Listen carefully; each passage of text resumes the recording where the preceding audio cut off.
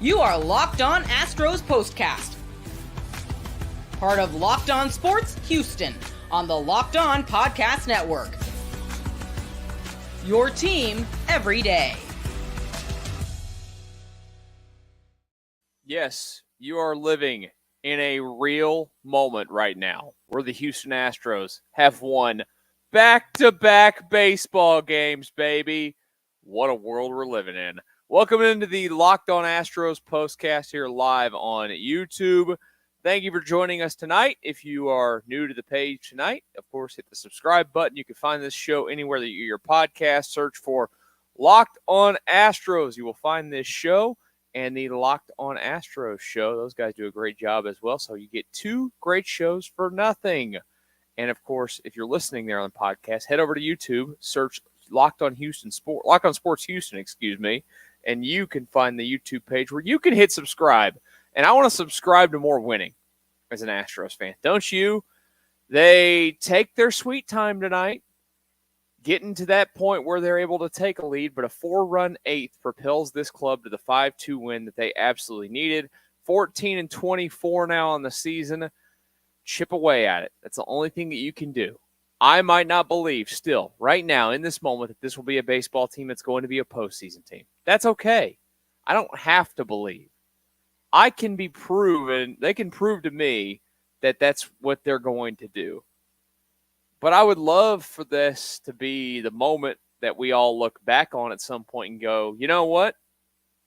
That right there was the moment that the Astros started to become the Houston Astros again.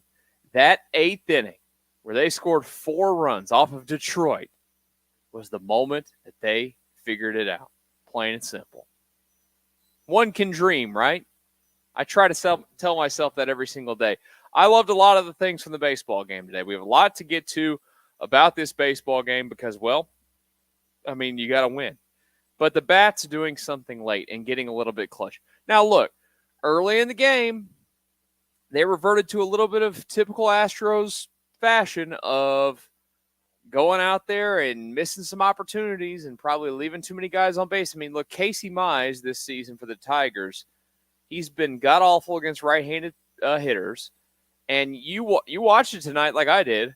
I mean, he was just hanging stuff over the middle of the plate. It's like, here we go again. They can't hit anything. This is typical Astros. This is what they do. And it really felt like it was going to be like that for a while. I always like to go and check it. Actually, I was looking at it. Well, it's not good either. Runners in scoring position tonight, 2 for 11. That's bad. That's really bad. They left 6 men on base, but they had multiple opportunities to go out and, take that lead earlier in the baseball game. They didn't. At the end of the night, all that matters is that they were the team that had more runs than the other, and they did that. And that's what you love to see. They knocked Detroit, by the way, back to 500 on the season at 19-19 with their loss tonight. I'm not going to get too, they say beggars can't be choosers, right? You can't be that way. So I will tonight enjoy the singular win and remember that you can't fix this season in one day. But that's 2 days in a row that they had the opportunity to go out and win a baseball game, and they've done that. Now, something that they've talked about, that we've talked about on this show, that is basically the only thing you can focus on when you are this far behind, far back of 500, is going out and winning series. And tomorrow they can win a series. If they can win a series tomorrow, they're in a way better spot than they were the day before. And then if they can win the series tomorrow, they can get a little bit greedy on Sunday and go, hey, you know what? It's time to sweep a series. I know that they have a sweep, that 2-game series against the Rockies in Mexico City. That's a fake sweep. That's not a real sweep.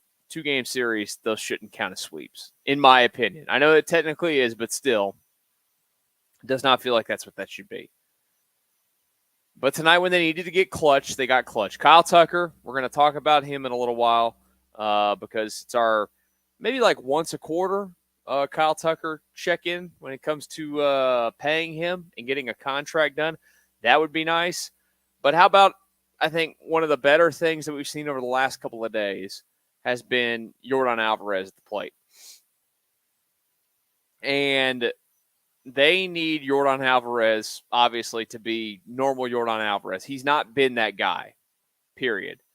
He has been very, very bad of late, and they finally he looked, I should say, like a guy that's going to do something up there at the plate consistently. And he came through in a clutch spot as well. I think that's part of the issue lately has been that Yordan has been up in some clutch spots, and he has not put together good at-bats at all. He's put together these at-bats that are non-competitive. He swings at pitches that are way outside the zone, and tonight he did not do that.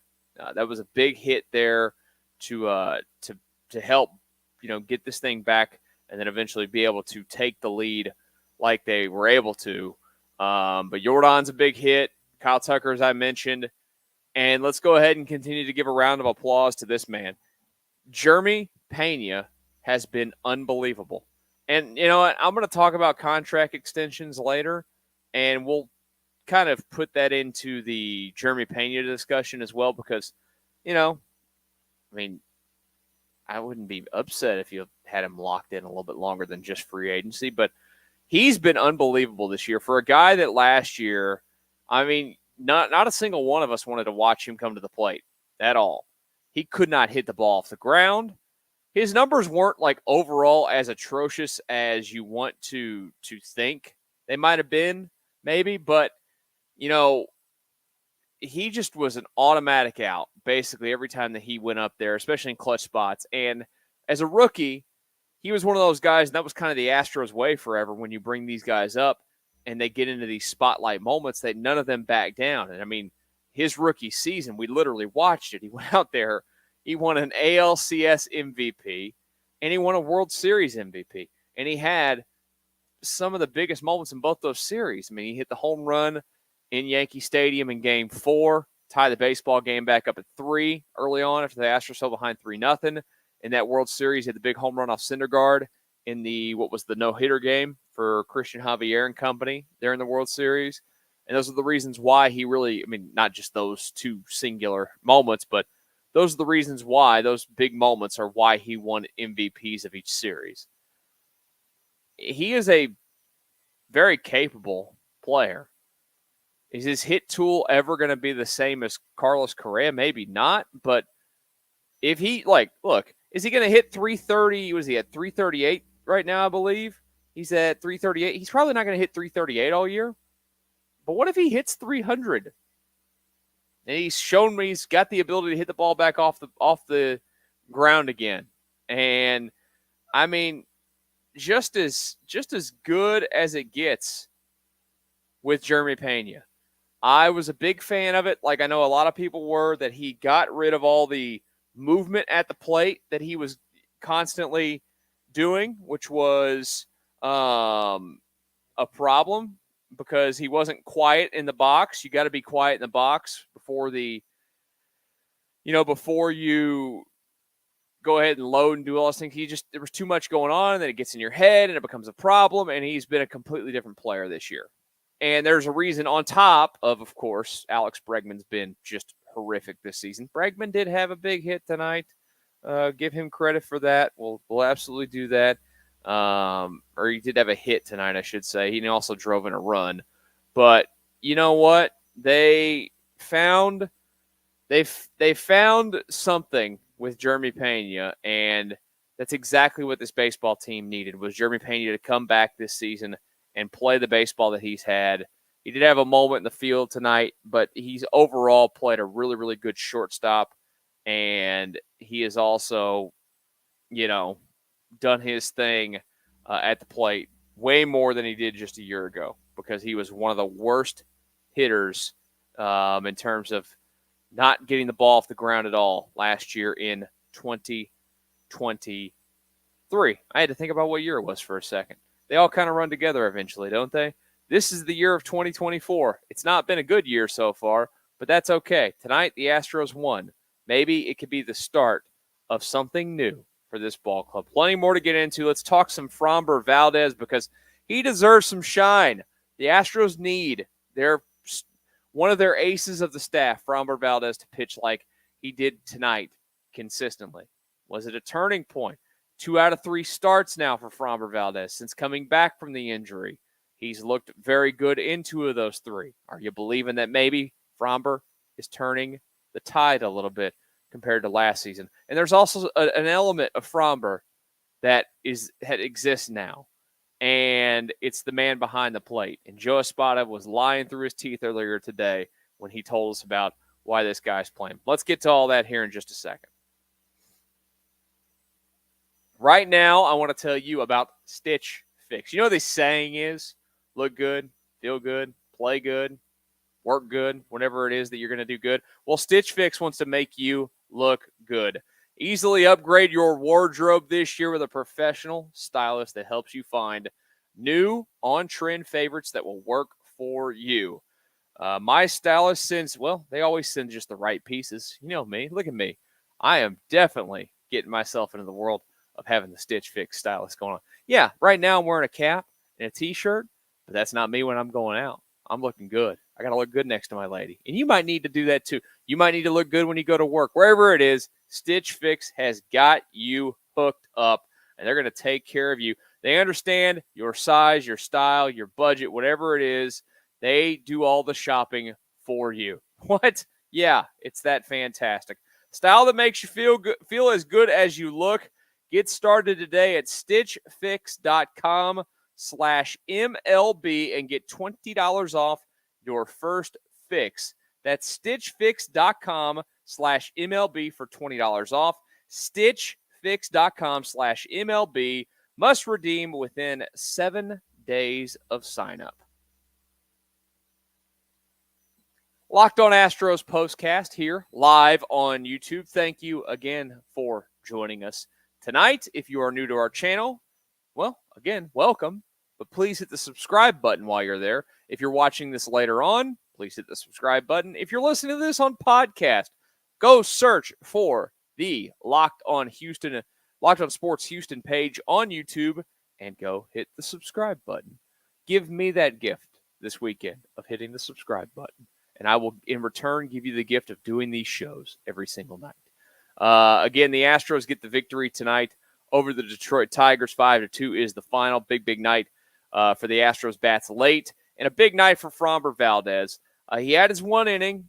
You know, he had some innings where he did Framber and got some guys on and everything, and, but he worked right back out of it, get a double play or whatever. But 7 strong, 2 runs, 6 hits, 4 strikeouts, 2 walks. He goes to 2-1 in the season, 3.64 ERA. That's the guy that they need consistently. They have to have a staff ace, correct? Ronel Blanco's pitched like that kind of guy this season. Now, staff ace would be probably pitching into the 7th a little bit more than Ronel Blanco has been, but I'm not going to get picky. If he gives you 6 every time and gives up 1 or 2 runs, not a problem at all. That is very worthy of the Astros, staff ace. Verlander was good before the last start.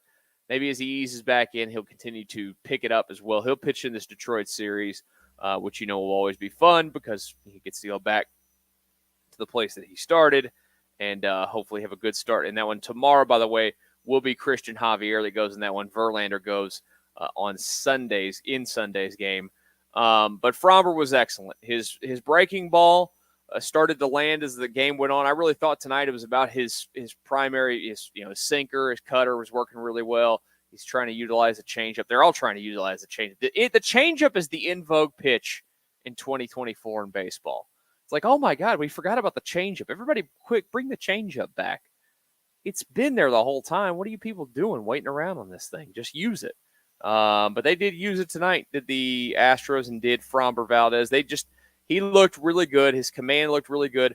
And I think one of the things that you love to see is the fact that it feels like his emotions were under control. It feels like that's kind of been, that was definitely something that I think everybody was rightfully so concerned about with Maldonado being gone, was the Framber element of it, because he always seemed to find have the ability to, kind of calm Framber down in the moments where maybe he was getting a little bit out there with whatever he was doing and getting frustrated on the mound. That doesn't seem to exist as much anymore, which is great. It's great for the Astros, and it's great for Framber Valdez. They need that, period. End of story. They need him to pitch again extremely well for this team to turn this thing around and have a chance to win. Think about what it does to these games, too.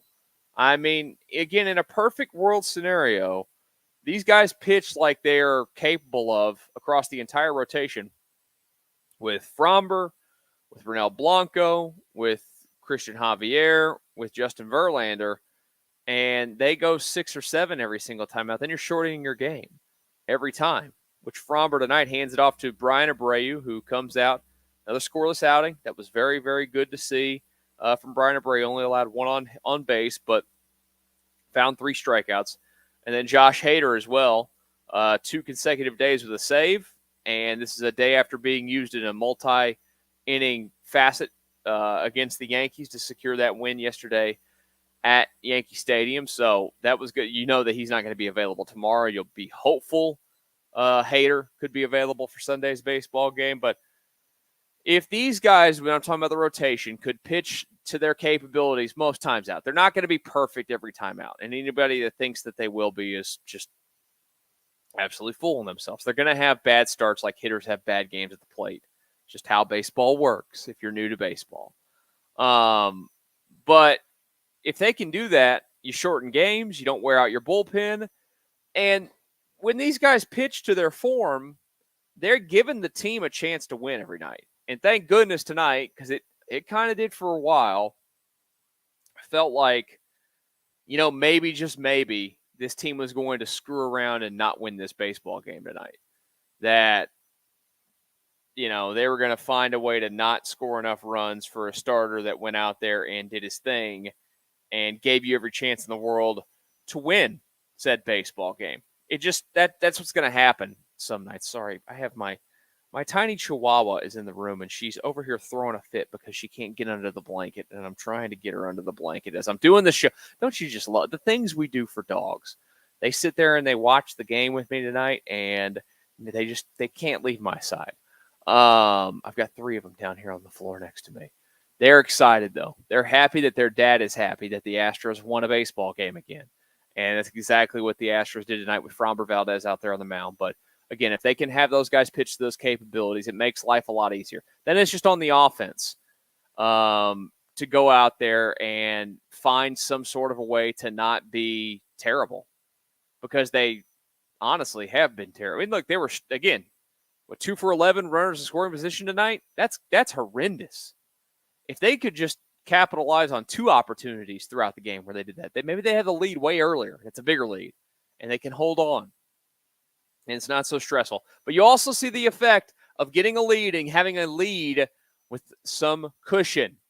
You see a lead with cushion tonight for the back end of the bullpen. Those guys pitched way better. You know why? Because they weren't out there sweating a 1-run game. And I know that you might be sitting here thinking about that and going, what? What are you talking about, a 1-run game? But think about how you as a pitcher have to execute out of the bullpen when it's a 1-run game. You can't come out there. Most major league hitters are going to let you throw one over. Most. I say most. They want to see you establish a strike. They want to see if you have that command.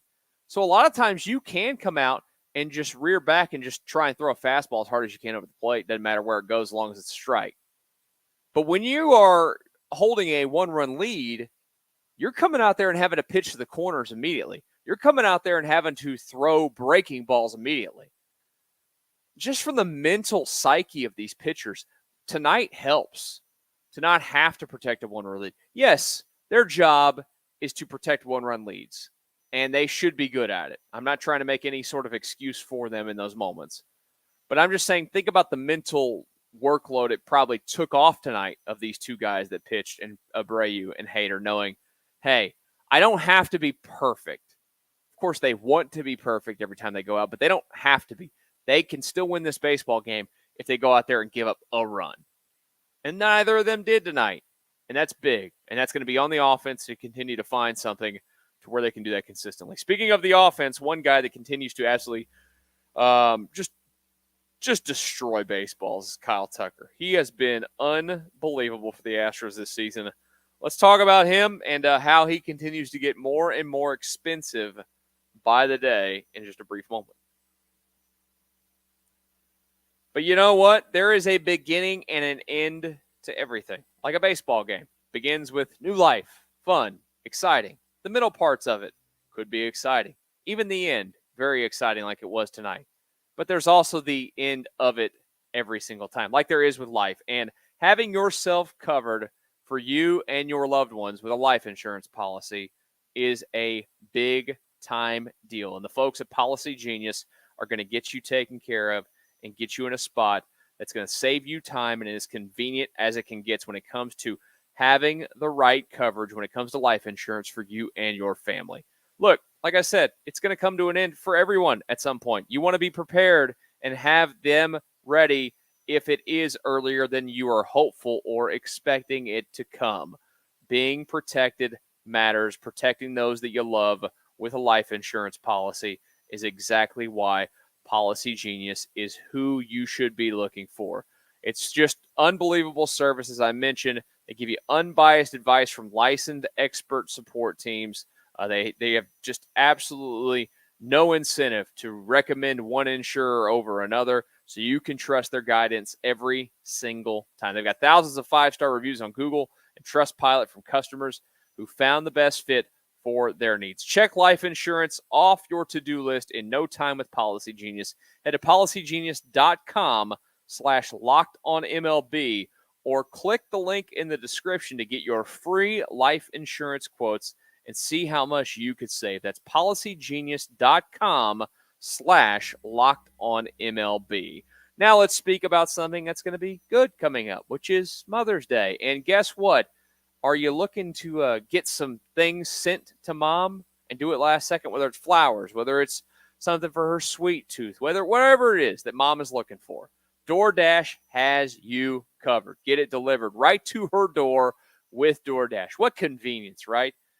Who doesn't love convenience? You want things delivered in your life every single day. As I mentioned, whether she's looking for a gift card or she's looking for something beauty-wise or has a sweet tooth or you just want to get her the old tried and true, which is some beautiful flowers, DoorDash is here to deliver for you this Mother's Day. Get all your Mother's Day's gifts all in one place. Get 50% off your next order, up to $15 when you spend $15 or more on your next flower, convenience, grocery, or retail order now with code LOCKEDONMLB. That's code LOCKEDONMLB. Order using DoorDash today. Terms apply. All right, our final few minutes of the Locked On Astros postcast live on YouTube. Thank you for joining us, all of you watching here tonight. Please hit the subscribe button if you're new to the page. If you aren't new and you have hit subscribe, share it with your friends and your family. Tell them to go hit subscribe to the Locked On Sports Houston page. And again, you can find this show anywhere that you get your podcast. Go ahead and search Locked On Astros. You get this show and the Locked On Astros show. Brett and Eric doing a great job there, so check them out. They will have stuff for you tonight as well when it comes to the Astros getting a victory over the Detroit Tigers and doing it in spectacular fashion of coming back. Something that they've not done a lot of this season, playing well late in games. And this is just kind of what this team is. There's nothing that's ever going to be easy. But one thing is easy. It's watching Kyle Tucker play baseball. He hits another home run tonight. That is, 3 in the last 4 games. He's tied for the Major League lead with 12 of them on the season. And this is where, and I get very irritated with it. It goes all the way back to, how you spend your money here, how you spend your money there, how you splurge on a $95 million closer, how you splurge on an old first baseman, and then you sit there and you try and tell us that you can't pay guys long-term deals because it doesn't make any sense. It's all just, it's moving the goalpost. That's all it's ever been that the Astros have done when it comes to not signing any of their guys to long-term deals. It's just moving the goalpost and trying to spit in our face and tell us it's rain. They are lying to your teeth when they say some of the things that they say. And Jim Crane has got some egg on his face when it comes to how he's handled some of it. Now, look, a lot of them haven't worked out. A lot of those guys that went off and got some of those deals, but nobody got a 10-year deal. And I don't even necessarily need a 10-year deal for Kyle Tucker, but I'm telling you, And they've said a lot, and then they never gave him a contract offer in the spring, which makes no sense. They have to find a way to lock up Kyle Tucker. Because, for as bad as this season has been and as unenjoyable as it is, they're still going to have a chance to win baseball games consistently if they have Jordan and Kyle Tucker on the team for the next 8 years. That's just going to happen. These are two of the best left-handed hitters in the sport, and Kyle Tucker keeps getting better. That's the scariest part. He keeps getting better. And every day that he gets better and puts up more numbers, the more expensive he gets. Don't let them fool you. They can absolutely afford to sign him to a $300 million deal. That's just them poisoning your brain and telling you all these things and making you believe that they're not big market and they're, they don't have enough money from this. That they have more money than God. It's just the truth. And they can act however they want. They can afford to pay Kyle Tucker big money. And I just think it would be a massive mistake. And I don't even look, we're all making an assumption. I've heard from some people that they think you could get Kyle Tucker done for a deal that's, in an Austin Riley type of situation with the Atlanta Braves, which was like a 10-year, $220 million deal. Do it. Stop waiting. I think Kyle Tucker, from everything that I know, which he's not the, most accessible guy from the times that I've been around him or talkative guy, but people that I think know him, he's a guy that enjoys his comfort and in being in his comfort zone. And he's in his comfort zone with the Houston Astros. He is in an organization that he's always been with, and I think that it matters to him a little bit more than it's mattered to some other guys. You got to find a way to just knock the thing out. There's no reason in waiting around. And look, even if you did it in the middle of this season, fine. Who cares? You can do it. Simple as that. It's just, I just think you have to go ahead and do it. And it's going to get more expensive by the day. But if you want to lock in your core, which is Bregman, or not Bregman, excuse me. I just saw one of the comments asking if I have a stat on how many pop-ups Bregman has had this season. I don't really care. I know it's a lot. But if you want to have Tucker, Jordan, Peña, you can include Altuve in this because he's locked up for another 5 years. Yainer Diaz, you have those guys together. They're going to win. They're going to compete a lot. They're going to be a winning baseball team most years. As long as you piece it together in other spots, they're going to have to reset in certain areas, spend certain money in other areas, whether it be pitching or whatnot, to make it even better. But that can compete for that. If you want to truly make me believe and others believe that the window stays open, Kyle Tucker's one of those players. I think he's truly the first player of this era, though, of all these guys that we've talked about, outside of Garrett Cole, because we all knew Garrett Cole was great, but they were never keeping Garrett Cole. He was never staying here. He might have considered it if you gave him the biggest offer, I think. But I shouldn't say that he would have considered. He would have stayed if you gave him the biggest offer. But they weren't even going to make the biggest offer. They were never even going to try. But the homegrown guys, whether it's Correa, Springer, whatever. This is the first one to me, though, that screams you got to do a long-term deal with. Actually screams you got to do a long-term deal with. There's no injury history. There's no really bad performance history. He's as consistent as it gets. He plays a premium right field. And on top of that, he's left-handed, which matters. I think it really does matter. So there's my I'll say it once a month, once a quarter reminder that not locking up Kyle Tucker for this baseball team, I think would be a massive mistake. And I think that you should absolutely be ticked off as a fan if they go through this season, through the off season, and don't get anything done, and then let him play out next season and let him go.